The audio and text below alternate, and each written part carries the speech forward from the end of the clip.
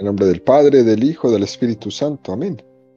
Ven, Espíritu Santo, y llena los corazones de tus fieles y enciende en ellos el fuego de tu amor. Envía tu Espíritu Creador y se renovará la faz de la tierra. Estamos estudiando el Catecismo de la Iglesia Católica en su primera parte, la profesión de la fe. En su primera sesión, creo, creemos. Segundo capítulo, Dios al encuentro del hombre, específicamente en el artículo 2, la transmisión de la revelación divina. Dijimos que este artículo va a dedicar el catecismo 26 números a desarrollar este tema. En el segundo apartado de este artículo, el catecismo va a dedicar 4 números a desarrollar, a profundizar el tema que tiene como título la relación entre tradición y la Sagrada Escritura. Iniciaremos con el número 81 del Catecismo, que dice: la Sagrada Escritura es la palabra de Dios en cuanto escrita por inspiración del Espíritu Santo. La tradición recibe la palabra de Dios encomendada por Cristo, el Espíritu Santo, a los apóstoles, y la transmite íntegra los sucesores, para que ellos, iluminados por el Espíritu de la verdad, la conserven, la expongan, la difundan fielmente en su predicación. En el programa de ayer introdujimos un poco esta cuestión, ¿no? Y dijimos que la revelación tiene 2 fuentes, que las vamos a encontrar también en la Constitución Dogmática del Vaticano II, llamada la Dei Verbum, y ella nos recuerda estas 2 fuentes: la tradición de la Iglesia y la Sagrada Escritura. ¿Qué es eso de la tradición de la Iglesia? Es decir, que antes de que los hechos, ¿no? Ahora vamos a hablar un poco del Nuevo Testamento, antes de que las palabras de Cristo, antes de que sus testimonios fueran puestos por escrito, fueron testimonios oralmente, verbalmente. Y no todo lo que dijo Jesucristo, no todos sus testimonios quedaron escritos. Haberlos puesto todos, obviamente, es imposible.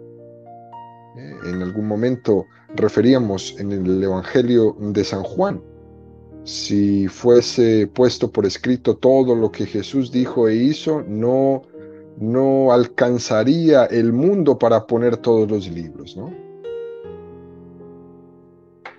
También otros, pues, se siguieron transmitiendo por la tradición oral, no únicamente en sentido cuantitativo, sino que ese mismo Espíritu de Cristo queda viviendo, queda presente, queda latente en la comunidad cristiana, dentro de la cual se han escrito los libros.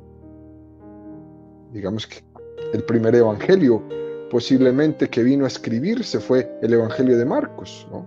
Unos 30 años después de la ascensión de Jesucristo a los cielos. Es decir, durante unos 30 años, por ejemplo, el Evangelio de Marcos, que puede ser el primero, no fueron escritos. O sea que durante estos 30 años existió solamente una predicación oral. Y esa predicación oral poco a poco se fue poniendo por escrito. Posiblemente una de las primeras cosas que se puso en el Evangelio por escrito es la narración de la pasión de Jesucristo. Si uno se fija en los relatos de la pasión, muerte y resurrección, pues son mucho más extensos, son mucho más detallados, cuentan paso a paso lo que ocurrió allí. Mientras que, por ejemplo, los eventos, los sucesos de la vida pública de Jesucristo está contada mucho más brevemente, ¿no? Sus milagros, sus visitas a los pueblos. Posiblemente fuera la pasión la primera parte que fue puesta por escrito, ¿no? Y luego se fueron añadiendo otros manuscritos. También tenemos que tener en cuenta, queridos amigos, que en ese momento no existía la imprenta, que no se podía ir escribiendo cualquier cosa en cualquier lugar porque simplemente no habían los elementos materiales para hacerlo. Los escritos eran más breves, cada uno contando una cosa, y luego fueron recopilándose esos relatos, bien sea por un evangelista, por un apóstol, alguien de la escuela a la que pertenecía, que recopiló todo ello. Esta es, poco a poco, de una manera muy somera, la historia de cómo se escriben los evangelios, de cómo se escriben las cartas de Pablo. Y es muy importante para caer en cuenta que la tradición ha existido antes que la escritura. Es más, para saber discernir qué es palabra de Dios y qué no es palabra de Dios, qué es evangelio apócrifo o incluso evangelios heréticos, es la tradición la que lo discierne. Es la Iglesia, a través de la sucesión apostólica, la que dice: este libro sí es conforme al Espíritu que hemos recibido de Jesucristo, y este libro no es conforme al Espíritu que hemos recibido de Jesucristo. Es la tradición de la Iglesia la que define cuál es el canon de la Escritura, cuáles son los libros inspirados, cuáles son los libros que no son inspirados. Han habido muchos libros, por ejemplo, los evangelios apócrifos, ¿no? Los evangelios apócrifos no son necesariamente heréticos, ¿no? La tradición de la Iglesia ha discernido que no son palabra de Dios, no están inspirados por el Espíritu Santo, porque están, pues, escritos a lo mejor mucho tiempo después. Por ejemplo, habrán ustedes escuchado un tal Evangelio de Tomás, ¿no? Siglos muy posteriores, y por tanto no han recibido una tradición cercana de poner por escrito la tradición oral. Y no únicamente por el hecho de ser más tardíos los evangelios apócrifos, sino que porque también la propia Iglesia discierne que en ellos hay mucho de imaginación popular, o hay mucho de cualquier cosa, pero que no está en ellos propiamente el Espíritu del Señor inspirándolos y sosteniéndolos como palabra de verdad y de vida. Algunos de los evangelios apócrifos pueden tener relatos preciosos, pero no son palabra de Dios. Mientras que los católicos decimos que la revelación tiene dos fuentes, que son la tradición de la Iglesia y la Sagrada Escritura puesta por escrito. Sin embargo, los protestantes dicen sola Escritura. Así lo dice con esta palabra Lutero, ¿no? Sola Escritura. Es la fuente de la revelación. Y añade él que la Escritura tiene que ser libremente interpretada en una interpretación autónoma. Hay una diferencia bastante grande entre los católicos y los protestantes en esto, ¿no? Es decir, según el protestante, yo me pongo delante del libro y el libro es a mí el que tiene que decírmelo todo. Saco la inspiración del Espíritu Santo y yo interpreto el libro. Los católicos decimos otra cosa. Los católicos decimos que la Escritura tiene que ser interpretada en el seno de la tradición de la Iglesia, en el seno de cómo ha sido recibido ese libro, en el seno de cómo ha sido interpretado en estos 2000 años. Es desde la tradición de la Iglesia como nosotros entendemos la palabra de Dios.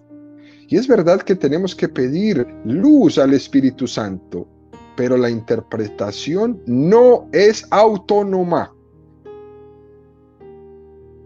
Si hago la interpretación de la Sagrada Escritura algo autónomo, tengo el riesgo de hacer de la lectura de la palabra de Dios una especie de manipulación. Es lo que pasa con todas las sectas. Es manipulación total de los textos. Muchas veces voy a decir que el Espíritu Santo me ha inspirado. No se le puede llamar a mi subjetividad Espíritu Santo. Este es el riesgo que existe. Y por eso la proliferación de sectas es increíble, porque ya todos se creen y se consideran intérpretes. El Espíritu Santo inspira, claro que se inspira, pero un signo de autenticidad de esa inspiración es que sea confluyente con la tradición de la Iglesia. Resulta que yo le voy a llamar inspiración del Espíritu Santo a mis elucubraciones subjetivas. No, no puede ser. No puede ser. Esto es muy importante, queridos amigos que me escuchan. Discernir, diferenciar entre la concepción católica y la concepción protestante de la inspiración. Es importante para que después veamos cómo procedemos hoy en día también en el seno de la propia Iglesia. Para que aprendamos a descubrir, incluso dentro de la Iglesia, pues estos sectores, grupos dentro de la Iglesia que parecen pues ya bastante protestantes en la lectura de la Escritura. Y la leen, y están dentro de la Iglesia, y la leen al margen de la tradición de la Iglesia, y la interpretan libremente como un carro sin frenos. Incluso cuando el magisterio de la Iglesia ya ha hablado, ya ha intervenido, incluso ya ha corregido, pues no, ellos siguen haciendo sus interpretaciones marginales a la tradición. Muy importante, cuando la Iglesia ha actuado, cuando la Iglesia se ha manifestado, incluso entonces salen estos grupos a tachar a la Iglesia de inquisidora, ¿no? Ese nombre que siempre sacan algunos para lavarse las manos de estar al margen de la tradición de la Iglesia. No, es que la Iglesia es una inquisidora. No. ¿Acaso no creemos los católicos que la tradición ilumina la lectura de la palabra de Dios? Sí lo creemos. Y no solo es una buena iluminación, sino que es la clave de esa lectura. Es la clave de esa comprensión de la Sagrada Escritura. Fíjense, queridos amigos, se dice que los musulmanes, que también los judíos, incluso también podría decirse de los protestantes, dependiendo un poco de la interpretación literal de ese principio de Lutero de sola escritura. Se dice que ellas son la religión del libro. Y en algunos casos hemos escuchado que dicen los católicos, ¿no? O los cristianos en general, son las religiones del libro. Los musulmanes, los judíos y los cristianos, ¿no? Son las religiones del libro. Los musulmanes tienen el Corán, los judíos tienen la Torá y los católicos tienen la Biblia. En este caso los protestantes, la sola escritura, solo la Biblia. Pero tendremos que contestarles que no es así. Que aunque los protestantes tengan sola escritura, solo Biblia, los católicos no tenemos conciencia de ser religión del libro, sino más bien somos la religión de la palabra. Porque es que Dios entregó su palabra a los profetas. Dios después nos habló en Jesucristo, en el culmen de la revelación, pero nos da una palabra, no nos la da escrita. Por eso no nos entendemos o no nos identificamos como una religión del libro, sino religión de la palabra. Porque además, Cristo lo que le dijo a los apóstoles fue: id y predicad. No les dijo: id y escribid. Es verdad que luego, a través del tiempo, se puso por escrito esto. Eso es importante tenerlo presente. Pero la encomienda primaria de Jesucristo fue: te encomiendo mi palabra y te doy el Espíritu Santo para que guarde esta palabra. Pero no nos entregó un papel, nos entregó una palabra. Por eso nosotros no somos religión del libro, sino de la palabra de Cristo, que es palabra viva, que no está meramente escrita. También está escrita, pero no meramente escrita. Esto es una cosa que tanto la Iglesia Católica como la Iglesia Ortodoxa y las iglesias orientales lo tienen muy, pero muy claro. En las iglesias orientales, este concepto de la tradición está claramente formulado y entendido tal y como lo entendemos los católicos. Vamos, por ejemplo, a examinar algunos pasajes donde podemos comprender esta parte. De los 12 apóstoles, solo 2 apóstoles escribieron los evangelios, que son Mateo y Juan. Los otros 2 evangelistas, ¿no? Marcos y Lucas, no fueron apóstoles. Si de los 12 apóstoles solo 2 escribieron, los 10 restantes que no escribieron nada, ¿qué pasa con ellos? ¿Acaso no respondieron a la llamada de Jesús? Pues claro que respondieron a la llamada de Jesús los otros 10. Ellos respondieron a lo que Jesús les dijo: id y predicar. No dijo id y escribid. Por eso no escribieron. Decimos esto para que nos demos cuenta de que no solo es palabra escrita la que tiene valor. No solo es la palabra escrita la que tiene valor, como dicen los protestantes. Por ejemplo, en 1 Corintios 11:2 dice: os alabo, porque en todas las cosas os acordáis de mí y conserváis las tradiciones tal como os lo he transmitido. Dice San Pablo, ¿no? Aquí la palabra tradiciones, paradosis. La alabanza de Pablo a los corintios está hablando de que les ha transmitido unas tradiciones. Con esto entendemos por qué la iglesia cuida con tanto esmero todas sus tradiciones.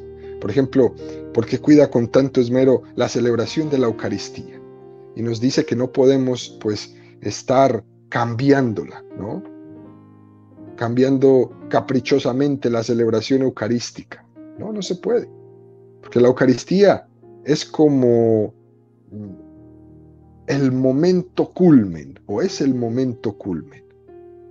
Se le ha encomendado a los apóstoles, se le ha encomendado a los obispos, y se ha celebrado de esta manera siglo tras siglo.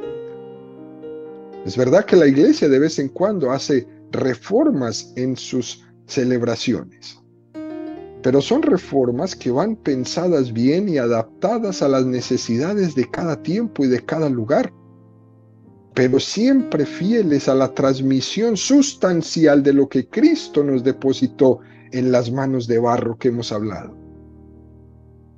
Nunca, cuando se hace una adaptación, se hace para ir al margen de la tradición, más bien para perfeccionar esa interpretación.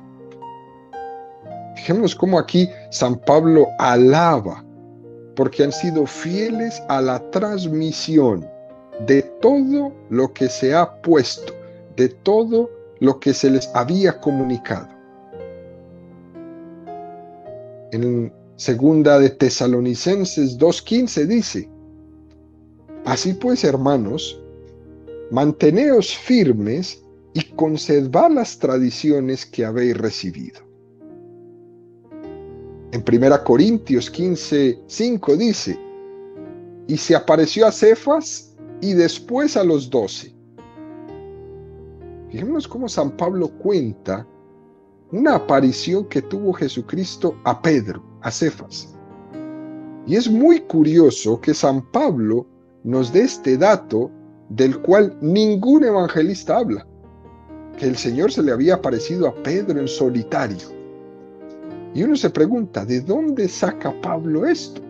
¿De dónde sacó Pablo este dato que Jesús se le apareció a Pedro solo? Obviamente lo sacó de la tradición. No está en ningún evangelio.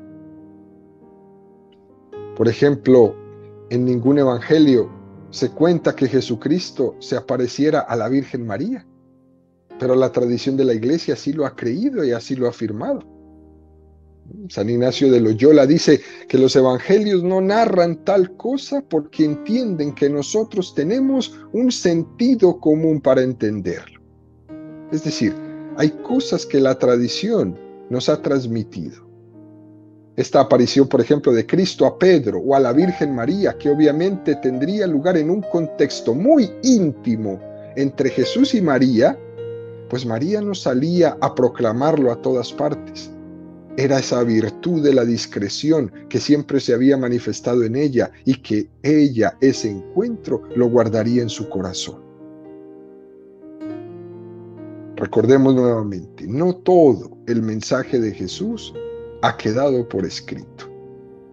Por ejemplo, en este caso que hemos puesto de la aparición de Jesús a Cefas, ¿no? A Pedro, que no se había narrado por nadie. En el inicio del Evangelio de San Lucas dice: puesto que muchos han intentado narrar ordenadamente las cosas que se han verificado entre nosotros, tal como nos las ha transmitido los que desde el principio fueron testigos oculares y servidores de la palabra, pues yo voy a ponerlas por escrito.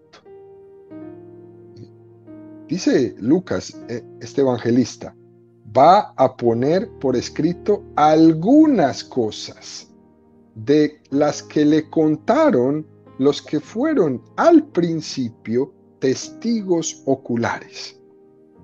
Aquellos que le transmitieron oralmente, verbalmente, estas cosas que fueron ellos testigos oculares, él, algunas de esas, las va a poner por escrito. 1 Corintios 11. Porque yo recibí del Señor lo que os he transmitido, que el Señor, la noche que fue entregado, tomó pan, etcétera, etcétera. O de la 1 Corintios, os recuerdo, hermanos, el evangelio que os prediqué, que habéis recibido y en el cual permanecéis firmes, por el cual sois salvados si lo guardáis tal como os lo prediqué. Fijémonos cómo dice San Pablo de claro. Tal como os lo prediqué.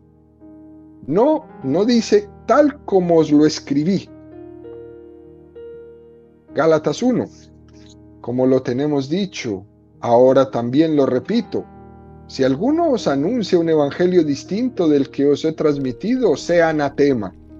Pues os hago saber que el evangelio anunciado por mí no es de orden humano, pues yo no lo recibí ni lo aprendí de ningún hombre, sino por la revelación de Jesucristo. Podíamos buscar más textos incluso, ¿no? Pero lo que fundamentalmente hemos afirmado, lo que queremos transmitir, es la importancia de caer en cuenta de que no somos la religión del libro, de que somos la religión de la palabra, que el Padre entregó al mundo a su Hijo por nuestra salvación y le hizo verbo, palabra encarnada, para que sea y fuera comunicador. Y su iglesia fuera el lugar en el que se ha acogido esa palabra y se convierta en el altavoz para proclamarla al mundo entero. Continúa el catecismo con el número 82 diciendo: de ahí resulta que la iglesia, a la cual está confiada la transmisión y la interpretación de la revelación, no saca exclusivamente de la Escritura la certeza de todo lo revelado, y así se han de recibir y respetar con el mismo espíritu de devoción. Es decir, que se han de recibir y de respetar con la misma devoción, tanto la tradición de la Iglesia como la Sagrada Escritura, las dos. Porque dice que la Iglesia no solo saca de la Escritura, fundamentalmente la mayoría de la Escritura sí, pero también desde la tradición saca no únicamente la clave de interpretación de lo que dice la Escritura, sino también incluso determinadas luces, determinadas condiciones. Por ejemplo, cuando la Iglesia define que María es inmaculada, que fue concebida sin mancha de pecado original, se puede preguntar al estilo protestante, ¿eso dónde dice en la Biblia? Pero la Iglesia no ha definido ese dogma porque lo diga tal o cual versículo de la Biblia. Es verdad que, por ejemplo, se podría deducir del texto donde dice, Dios te salve María, llena eres de gracia. Esa parte llena eres de gracia, que los griegos le dicen que charitomene, de ella se desprende que estaba llena de gracia, que era la tota pulcra est, la criatura elegida por Dios en virtud de que iba a ser la madre de Dios, y por eso fue inmaculada, por eso fue preservada de todo pecado.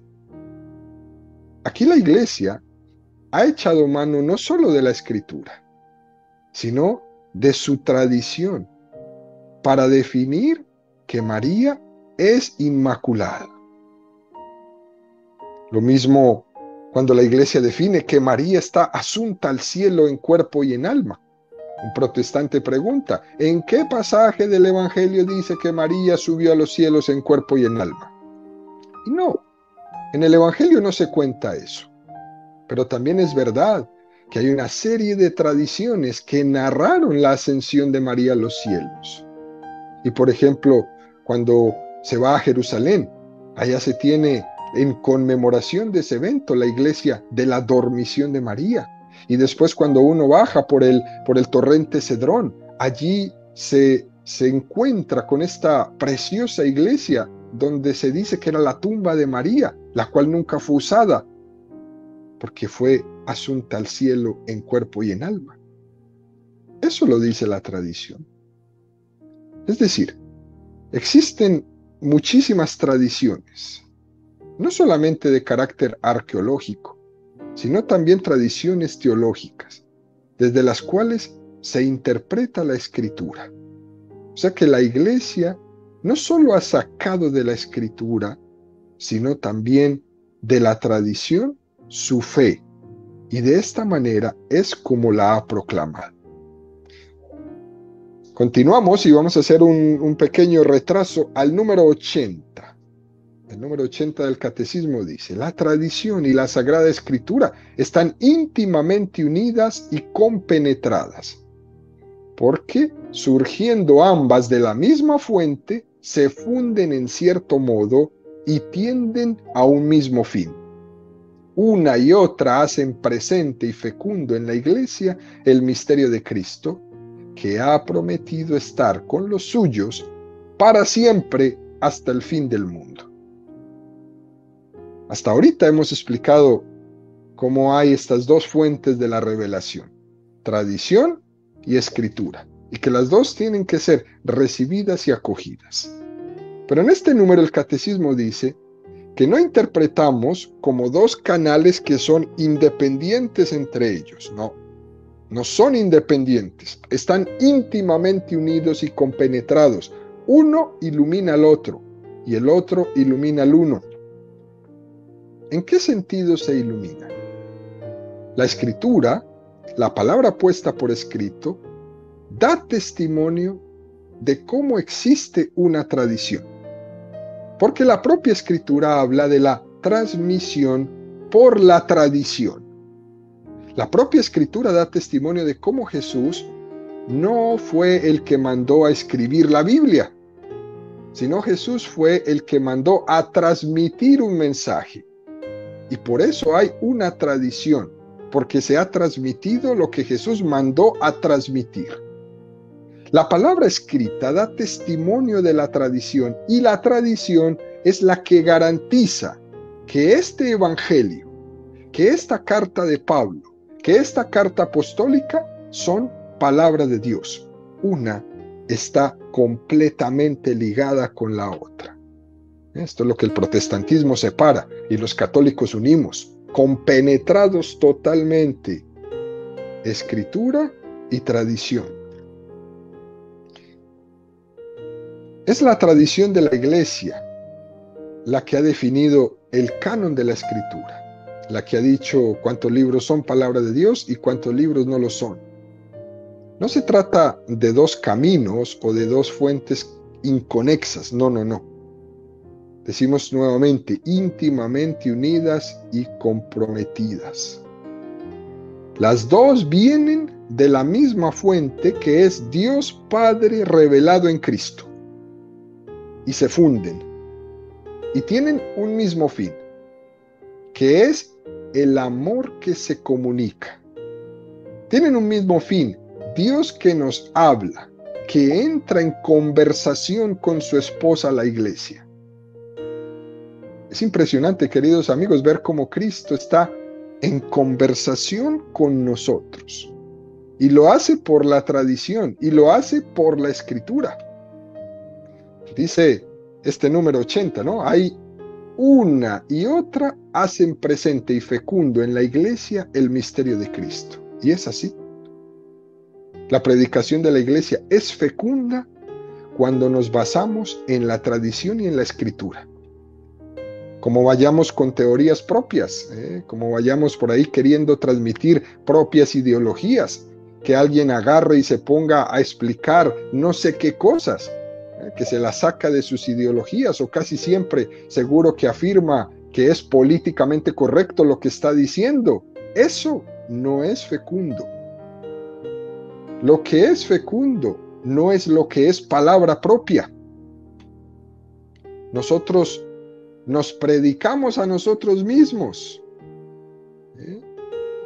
Nosotros nos predicamos a nosotros mismos, y eso no es fecundo. No es fecundo.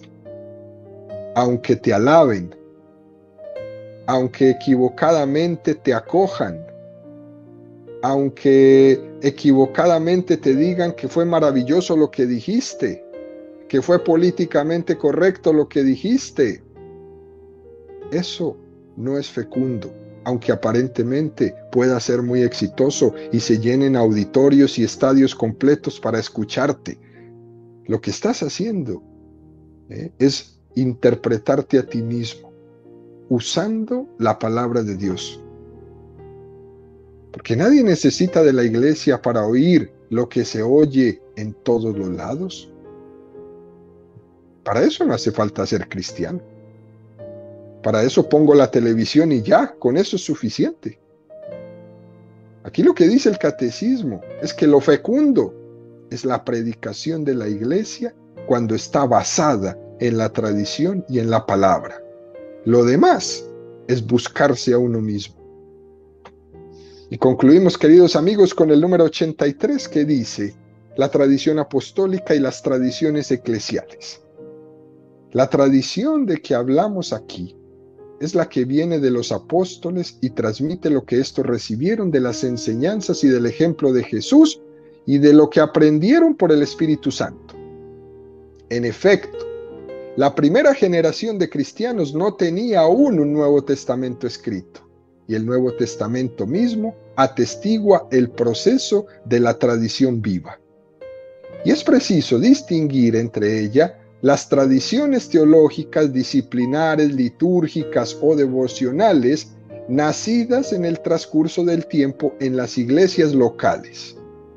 Estas constituyen formas particulares en las que la gran tradición recibe expresiones adaptadas a los diversos lugares y a las diversas épocas.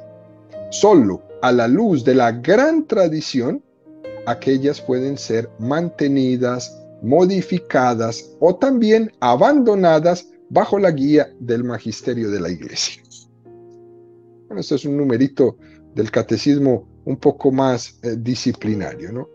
Es muy interesante porque aquí dice que hay que distinguir entre tradición con mayúscula y tradición con minúscula. Es frecuente que confundamos estas dos cosas. La tradición con mayúscula es ese depósito de la fe que Cristo encomendó a sus apóstoles.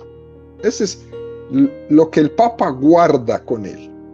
es su trabajo, resguardar el depósito de la fe. Ese depósito de la fe que por la sucesión apostólica se ha ido transmitiendo y se ha ido encomendando y se ha ido custodiando siglo por siglo. Esa es la tradición con mayúscula. Pero existen también tradición con minúscula. La tradición con minúscula es como estas formas concretas, circunstanciales, de cada lugar, de cada pueblito, ¿no? Que en un sitio o en otro sitio es un poco distinto, que se ha expresado según la cultura popular de ese lugar o de ese momento o de esa lengua. La tradición con mayúscula se expresa en tradiciones con minúscula. Tienen una forma, por ejemplo, de cantos en determinadas tradiciones, en otros no. En otras tradiciones, con minúscula puede ser que la dedicación del mes de mayo es el mes del rosario. En unos lugares sí, en otros lugares no. O que el mes de junio es el mes del Sagrado Corazón de Jesús. Bueno, todas estas son tradiciones. Muchas tradiciones que guardan y que expresan la gran tradición de la Iglesia, que es el depósito de la fe. ¿Okay? Lo que este número nos quiere decir es que las tradiciones son importantes. Las tradiciones tenemos que amarlas, pero no apegarnos a ellas. ¿Ok? A lo que tenemos que estar apegados es a la tradición con mayúscula y a la Sagrada Escritura, al depósito de la fe y a la Sagrada Escritura. A eso sí tenemos que apegarnos. Pero no tenemos que estar apegados a las tradiciones con minúsculas, porque aunque son hermosas, aunque son importantes, estas tradiciones con minúsculas cambian. Cambian los tiempos, cambian los lugares, cambian los siglos, cambian las épocas, y estas tradiciones pueden cambiar. En cambio, la tradición con mayúscula y la Sagrada Escritura, no, esas no cambian. Las tradiciones se van adaptando, ¿no? Igual, a alguno le sorprende mucho, ¿no? Cómo el Papa Juan Pablo II se atrevió, ¿no?, a incluir otra tanda de misterios del rosario, ¿no? Cuando el Papa incluyó la propuesta de los misterios luminosos, pues muchas personas dijeron, ¿y quién es el Papa para hacer esto, no? Ya el rosario estaba definido, etcétera, etcétera. No, el rosario, en su enorme importancia y belleza, pues es una tradición minúscula.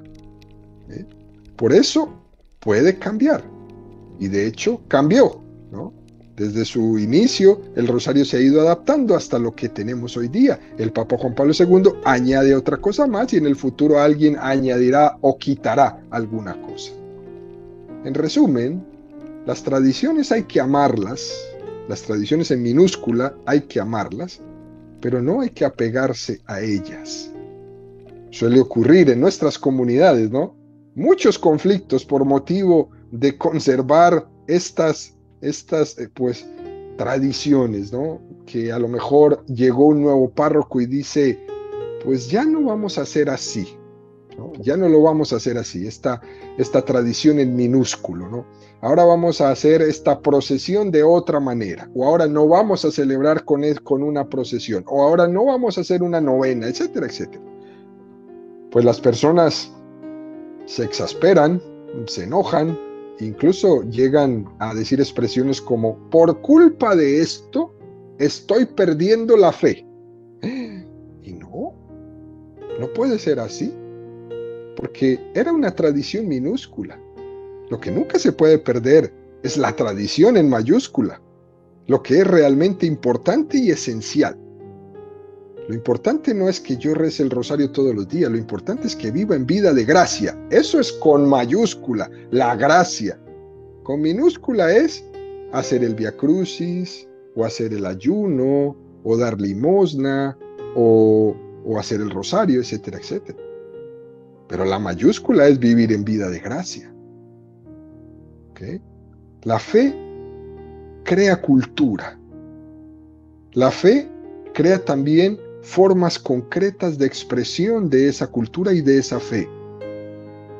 Y desde luego, todas estas expresiones nos ayudan a crecer en nuestra fe y las amamos, y las reconocemos y las respetamos, pero no nos vamos a apegar a ellas del todo.